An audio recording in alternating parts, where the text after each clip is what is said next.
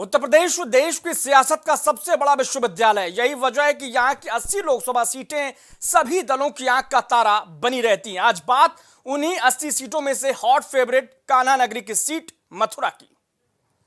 अभिनय की दुनिया का सितारा बीजेपी ने फिर मैदान में उतारा।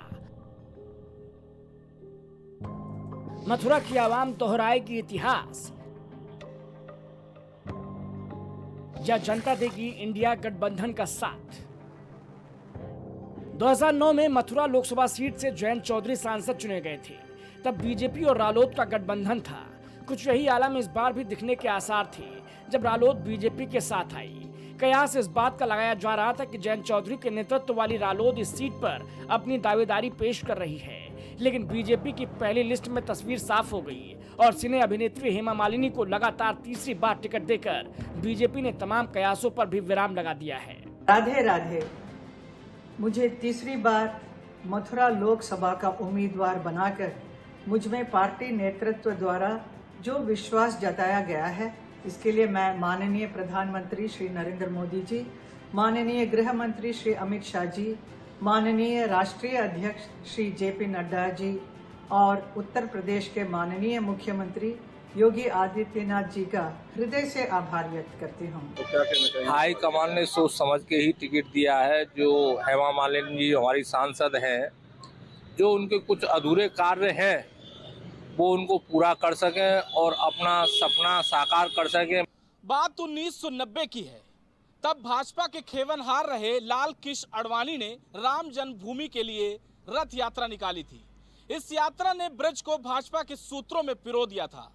तब से लेकर भारतीय जनता पार्टी ने कुल 6 बार यहां से जीत दर्ज की है। वहीं 2 बार की सांसद हेमा मालिनी पर भारतीय जनता पार्टी ने फिर से एतबार किया है। 24 के दंगल के लिए मंच तैयार है। मुकाबला उस बीजेपी और पार्टी की सांसद हेमा मालिनी से है जो लगातार अजय रही हैं। बीते चुनाव में उन्होंने अपने निकटतम प्रतिद्वंदी रालोद के कुंवर नरेंद्र सिंह को करीब 3 लाख वोटों से हराया था। तब रालोद का सपा और बसपा से गठबंधन था, वहीं कांग्रेस अकेले चुनाव लड़ रही थी। साल 1957 में पहली बार इस लोकसभा सीट पर चुनाव हुआ था। तब राजा महेंद्र प्रताप सिंह निर्दलीय सीट से जीतकर लोकसभा पहुंचे थे। इस चुनाव की बात इसलिए क्योंकि तब अटल बिहारी वाजपेयी की जमानत जब्त हो गई थी। वहीं तब से लेकर भारतीय जनता पार्टी 6 बार, कांग्रेस 4 बार, वहीं सपा बसपा का अभी इस सीट से खाता तक नहीं खुला है। हेमा मालिनी लगातार तीसरी बार मथुरा के मैदान में। 2 बार की सांसद हेमा मालिनी इस बार अधिक मजबूती से मैदान में हैं। इसका बड़ा कारण है कि इस बार सबसे बड़ा प्रतिद्वंदी रालोद उनके साथ है। हाथी इस लोकसभा चुनाव में सबसे अलग चाल चलेगा। मैं अपने नेतृत्व को आश्वस्त करती हूँ कि मथुरा के विकास और मथुरा वासियों के जीवन में समृद्धि लाने के लिए कोई कसर नहीं छोड़ूंगी। की उपलब्धि गिना दें आप, कोई हमें 2 दफे की उपलब्धि गिना दे कि ये करा। पहले जो नेता हुआ करते चौधरी दिगंबर सिंह हुए, उन्होंने किसान भवन कोऑपरेटिव बैंक लेके आए। चकलेश्वर सिंह हुए, रिफाइनरी लेके आए। ठीक, उसके बाद से जो नेता हो रहे हैं, हमारी समझ में आ रही है क्या कर रहे हैं, कोई विकास करा हो दिखा बताए।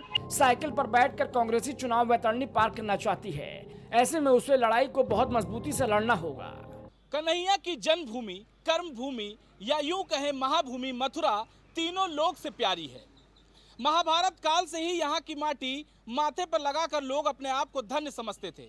भारत आजाद हुआ उसके बाद से ही ये बड़े बड़े की कर्म भूमि बना।